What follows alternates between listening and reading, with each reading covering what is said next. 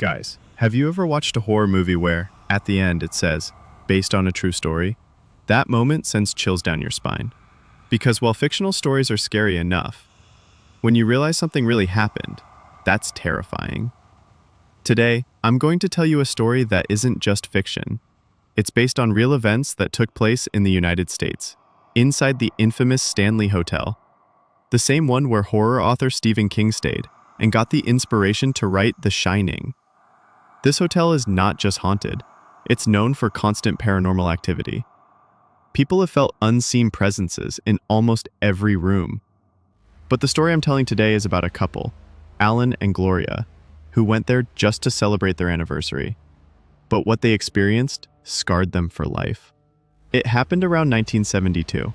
Alan and Gloria weren't married yet, but they'd been together for a while and wanted to spend some peaceful time together. Other luxurious hotels were too expensive, but Stanley Hotel, despite being a 5-star, was oddly cheap. Strange, right? Located in a snowy, remote area, the hotel was quiet, almost too quiet. When they arrived, they noticed the lobby was nearly empty, just a few staff and 2 or 3 guests. The receptionist handed them a key to room 217.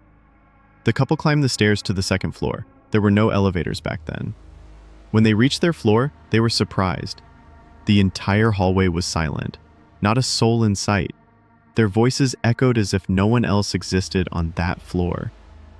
Room 217 was spotless, not just clean, it was obsessively clean, like someone with OCD had scrubbed every inch. The couple, being relaxed and alone, dropped their coats and bags and settled in. But suddenly Alan felt uneasy. He whispered to Gloria, "I don't think we're alone." He thought maybe the door had been left open and someone peeked in, but when he checked, the door was shut. Alan inspected every corner of the room. Nothing. Even the bathroom was empty. But when he came out, he noticed Gloria wasn't in the room. A moment later, she came in from the hallway and said, "I thought I heard children playing outside, but no one was there." The tension was rising. Both of them felt something was wrong, like invisible eyes watching them. That night, while sleeping, Alan suddenly heard an old woman whispering in his ear. He jolted awake.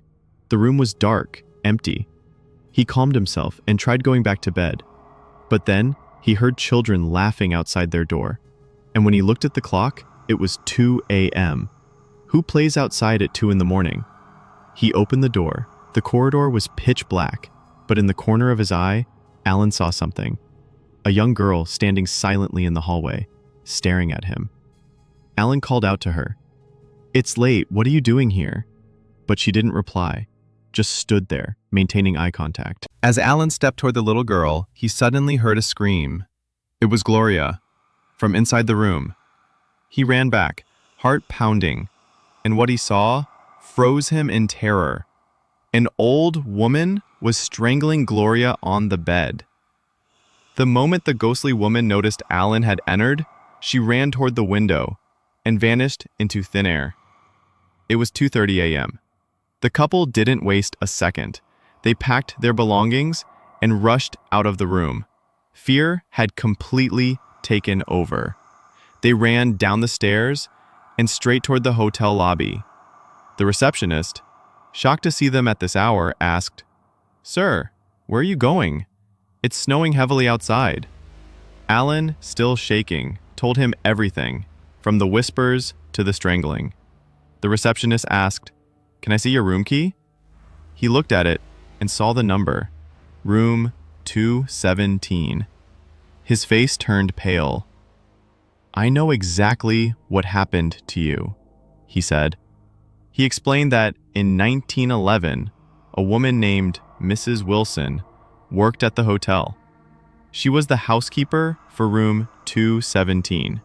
She took great pride in keeping it perfect, but she had one strict belief. She hated unmarried couples staying in her room. She considered it disrespectful. There had once been a gas explosion in that room, and even though she survived, she returned to work and continued maintaining the room. After her death, guests began seeing her ghost, cleaning, muttering, and even watching them at night. The receptionist continued, "The little girl you saw? She also died on that same floor. Her spirit is often seen near the staircase. He sighed and said, "Someone from the afternoon shift must have given you the key by mistake. We never assign that room anymore." He lowered his voice. "I work night shifts here, and I've seen things too. That's why most staff don't leave the rooms after dark. We only step out if it's urgent, because we know we're not alone here." After Alan and Gloria returned home, they couldn't stop thinking about what happened. They researched the Stanley Hotel, and everything they feared was confirmed. Room 217 isn't the only haunted room. Rooms 401, 407, and 428 are also said to be cursed. The hotel's own brochures warn about them. Stephen King, during his stay, experienced strange events in room 217. And that's how he got the idea for The Shining. Even Jim Carrey, the famous actor, once stayed there, but fled within hours. He never revealed what happened. So, next time you plan a trip with your partner or friends, remember this story. The place you choose might look peaceful, but someone else, someone who's no longer alive, might be waiting. Before you go anywhere, know its history.